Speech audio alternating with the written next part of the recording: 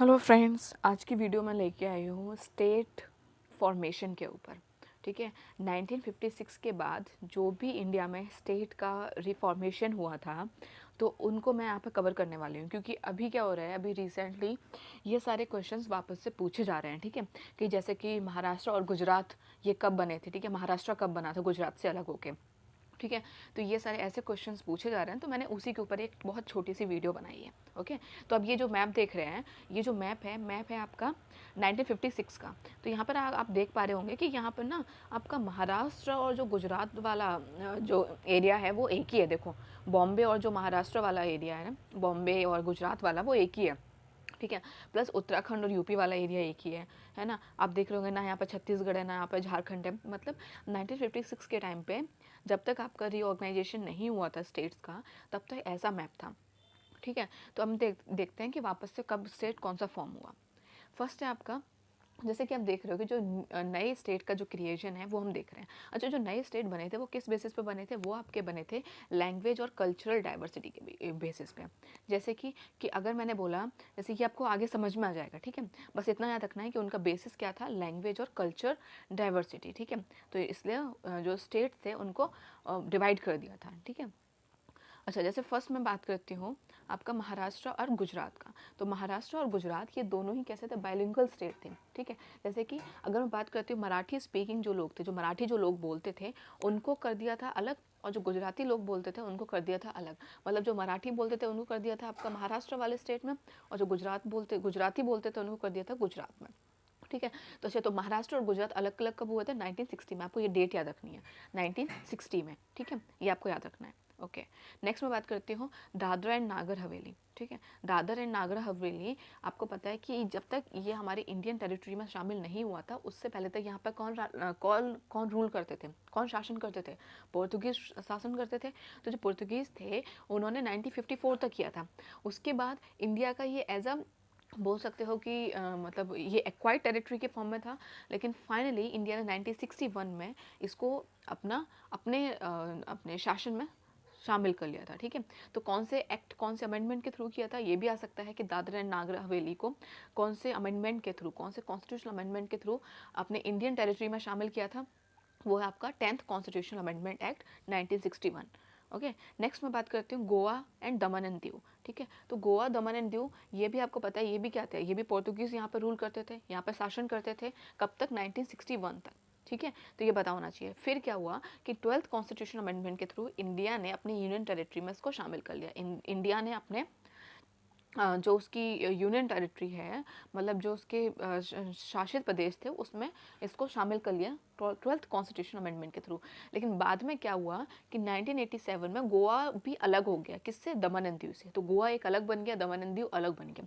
1962 में गोवा और दमन एंड दीव एक था, एक टेरिटरी थी, लेकिन 1987 में गोवा भी अलग बन गया। ठीक है, गोवा को भी एक अलग से स्टेटहुड, मतलब राज्य का दर्जा मिल गया।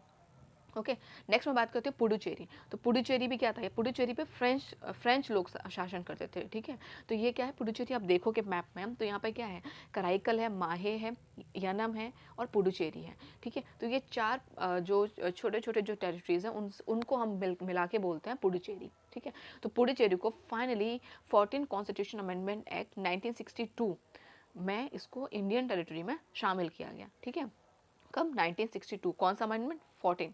ठीक है, तो ये याद रखना। नेक्स्ट मैं बात करती हूँ नागालैंड की। तो नागालैंड आपका 1961 में, ठीक है, 1961 में, और इसको इंडिया ने अपने इंडियन टेरिटरी में शामिल किया।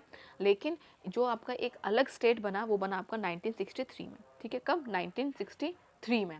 ओके, तो ये याद रखना कि नागालैंड को स्टेटहुड का दर्जा कब मिला, राज्य का दर्जा कब मिला? 1963 में।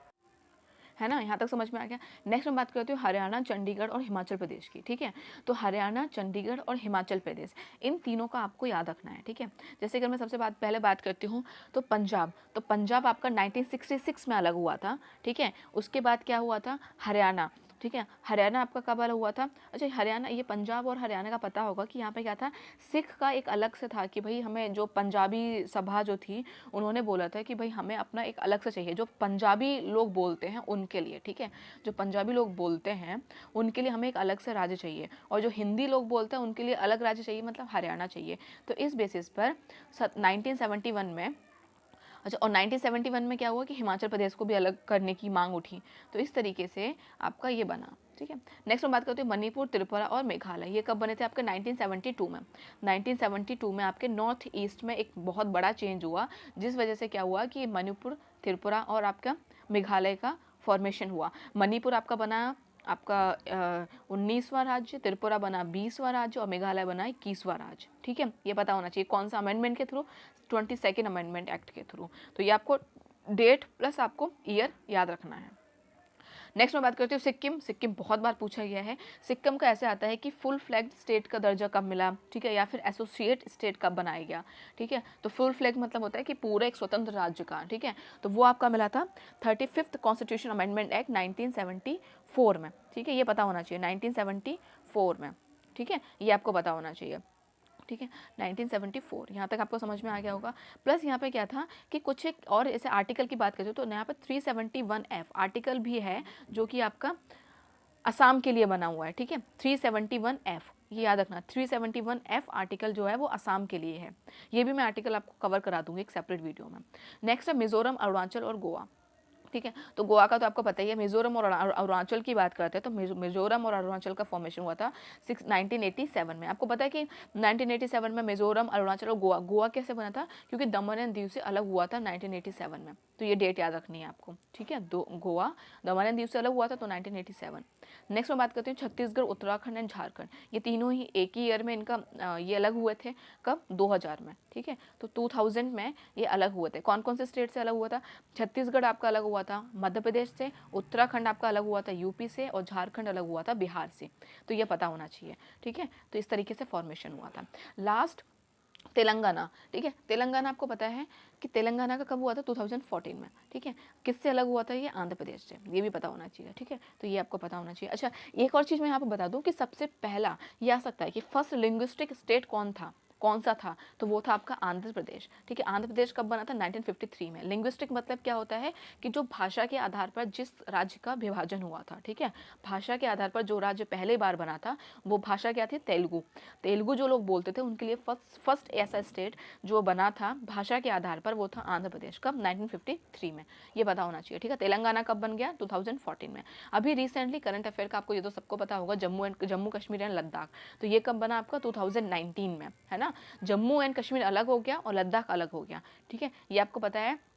तो ये यहाँ से आपको समझ में आता है कि अच्छा ये क्या था कि उससे पहले तक 370 आर्टिकल वहाँ पे लागू होता था। 370 आर्टिकल क्या था कि जो उसको एक स्पेशल राज्य का दर्जा देता था। ठीक है, तो इतना आपको समझ में आ गया होगा। ठीक है, तो बस यही था आज की वीडियो में। ठीक है, क्योंकि ये बहुत टॉपिक इंपॉर्टेंट है इसलिए मैंने इसको कवर किया। प्लस यहाँ पे आपको एक और चीज़ पता होना चाहिए कि कुछ एक स्टेट ने अपना नाम भी चेंज किया। जैसे कि उत्तर प्रदेश स्टार्टिंग से उत्तर प्रदेश नहीं था, बल्कि उससे पहले ये यूनाइटेड प्रोविंस था। तो यूनाइटेड प्रोविंस से उत्तर प्रदेश कब बना, 1950 में। ये भी पता होना चाहिए। अच्छा, मद्रास 1969 तक था, उसके बाद क्या बन गया, ये तमिलनाडु। ठीक है, ऐसे 1973 तक ये मैसूर था, उसके बाद क्या बन गया, कर्नाटका।